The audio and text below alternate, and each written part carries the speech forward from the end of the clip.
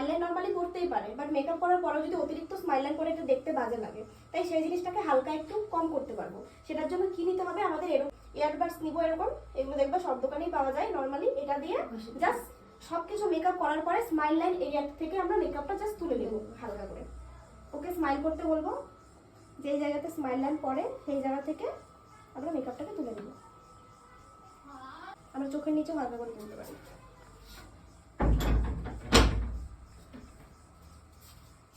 তুললাম। এবার এটাকে যখন ব্লেন্ড করব, ব্লেন্ড করার সময় আমরা এরকম ফিক্সার নিব, মাইক্রো ফিক্সার।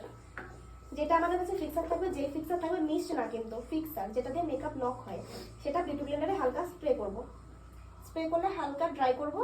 ড্রাই করার পর এটা দিয়ে এই জায়গাতে, সেম জায়গাতে আমরা ব্লেন্ড করে দিব। করবে না, যাদের পরে না তাদের করার দরকার নেই, যাদের পরে নর্মালি করে দিব।